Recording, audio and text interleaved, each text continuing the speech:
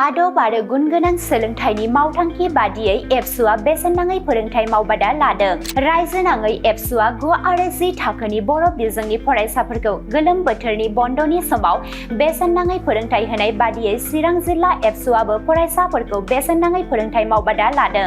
चिरां जिल्लानि बिथोन बादियै जिल्लानि गुबुन गुबुन गोजौ फरायसालिनि 9 आरो 10 थाखोनि बर' बिजोंनि फरायसाफोरनि थाखाय गोलोम बोथोरनि दान मोनसे फरायसालि बन्दनि समाव बेसेन नाङै फोरोंथाइ मावबादा लानाय जादों। जिल्लानि बिजनि दखरा एबसुनि सिङाव थानाय फानबारि हिनजावसा गोजौ फरायसालि, उलुबारि गोजौसिन गेजेरारि फरायसालि आरो लावगाव गोजौ फरायसालियाव बेखेवना होबाय बेसेन नाङै फोरोंथाइ मावबादा। चिरां जिल्ला एबसुनि आफादगिरि दिलीप बसुमतारी, गाहाय नेहाथारि डक्टर रेडियान नार्जारी, बिजनि दखरा एबसुनि आफादगिरि सुबिलाल दैमारी आरो एबसुनि मावथिफोरखौ लानानै बेखेवना होबाय बेसेन नाङै फोरोंथाइ मावबादा।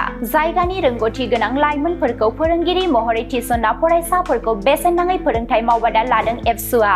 जर'खायै सानखान्थि, इंराजि आरो बिगियान आयदाखौ लानानै फरायसाफोरनो बेसेन नाङै फोरोंथाइ होदों। चिरां जिल्ला दुलाराय बर' फरायसा आफादा देग्लाय बोसोरनि जि जुलाइ दाननि सामार भेकेसन दान मोनसे होयो बन्द'। बे समाव एबसुनिफ्राय जोंनि फरायबाय थानाय जि फरायसाफोर बेखौ एलपिनिफ्राय आप टु हाइ स्कुल 9-10 सिम जों नोजोर होनानै जिल्लानि सिङाव थानाय गासै 7टा दखरा एबसु दं आरो गासै जिल्लानि सिङाव 36टा दालाय एबसु दङ।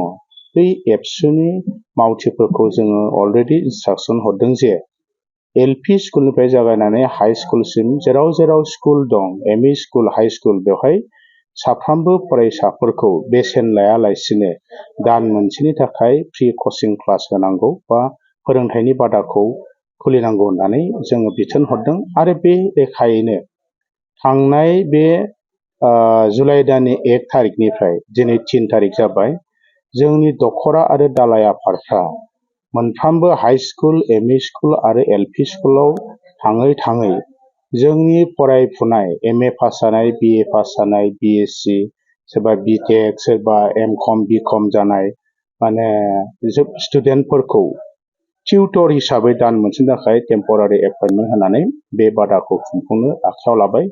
दिनै जोङो बेवहाय उलुबारि गोजौ फरायसालियाव 9 आरो 10 थाखोनि फरायसाफोरखौ बे एखे नोजोरजों फोरोंनायनि बादा बेखौ जों बेखेवबाय।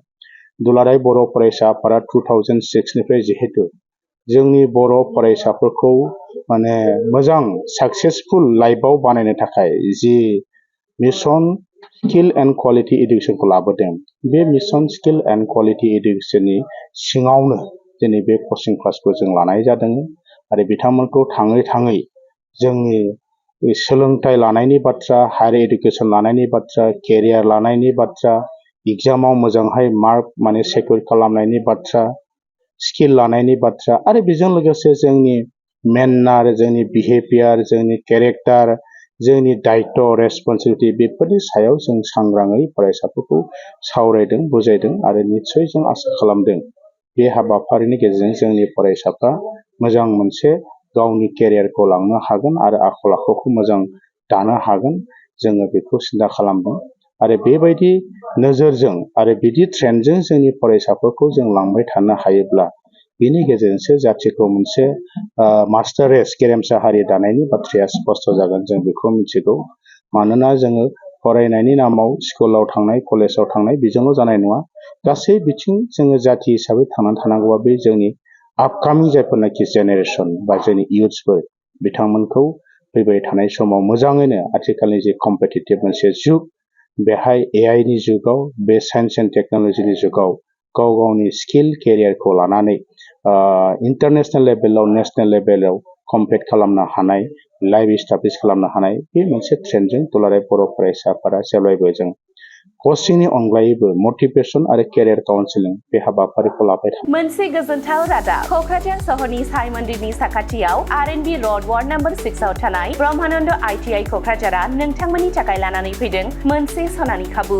आथिखालनि बादायलु मुगायाव नोंथांखौ साख्रिनि थाखाय साखाफारा खालामनो ब्रह्मानन्द ITI क'क्राझारआ गासै 9 भकेशनेल कर्स लानानै फैदों आरो बे 9 भकेशनेल कर्सफोरा जादों electrician course 2 years course, stenography 1 year course, COP CPA Computer Operating and Programming Assistant 1-year course, Beauty and Wellness 1-year course, Sewing Technology 1-year course, Beauty and Wellness आरो Sewing Technology आव नोंथाङा बेसेन नाङै मुं थिसननो हागोन। ब्रह्मानन्द ITI क'क्राझाराव highly qualified faculties दं आरो 100% job assistant। बेजों लोगोसेनो बेयाव flexible class timingनि खाबुबो दङ। बेयाव CIPET, टुल गुवाहाटी बायदि नेशनेल इनस्टिट्युटफोराव एजुकेशन टुरनि थाखाय लानानै थाङो आरो रेलवे वर्कशप, बङाइगाव, APDCL बायदिफोराव इन्टार्नशिपनि थाखाय दैथायहरनाय जायो। आबुङै मिथिनो थाखाय ब्रह्मानन्द ITI क'क्राझाराव थांनानै एबा 9101325849 एबा 863868324 मबाइल नम्बराव कल खालामनानै सोलाद लानो हागोन।